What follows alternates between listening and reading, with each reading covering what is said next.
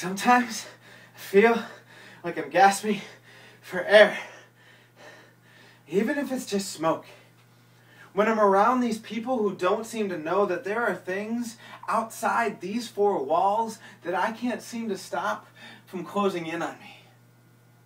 In a place where handshakes, hugs, and conversations, they're simultaneously replaced with electronic locations, making it seem as if we're tuned into two different radio stations that we just can't sync up. Makes me wonder how we got here, because I never thought that I'd be crushed when in a rush I get hushed watching the spectacle before me. I heard after Katrina, the tide eventually went low, but the water, it never left. That as people floated down Bourbon Street, there arose a cry from the country, "Where's FEMA? Where's FEMA?" But that's when a pocket-sized church in Houma said, "Hey, we got hit too, but we're right here.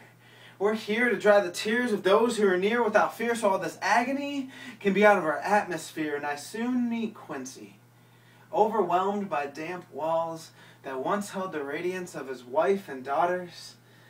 His shoulders slouch in defeat, but with just one spark, this mini supernova forms as strangers gut what is no longer a house so that water will never destroy a home. And here's me, always wondering if the peace I know in my head will ever transmit to my floating stomach, standing like the boy in the plastic bubble, shouting.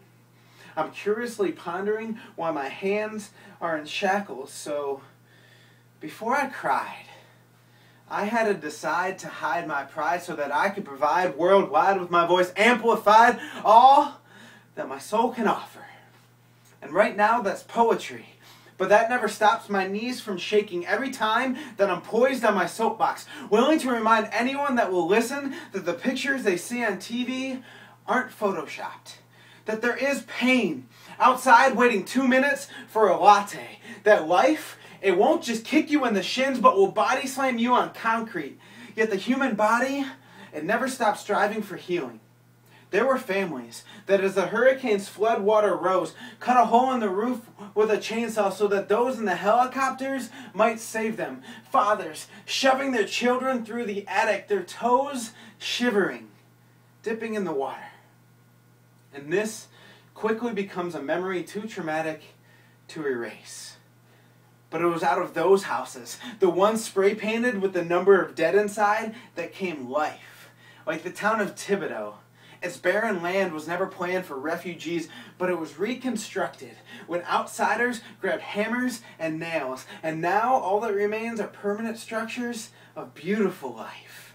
As I stand here now, I don't know if these are the first words you're hearing from me, or if this is the last time I get to speak to you. I only know that I get one shot at right now. That the greatest gift I receive can't even buy me a cup of water, but it's in sharing your presence, and it's in you sharing mine. So I keep trying to do the impossible. To love beyond what I'm capable of, so that just in case, if this is the last time I see you, if these are the last words I ever speak, I'm trying my best to be perfect, as my Heavenly Father asked me to.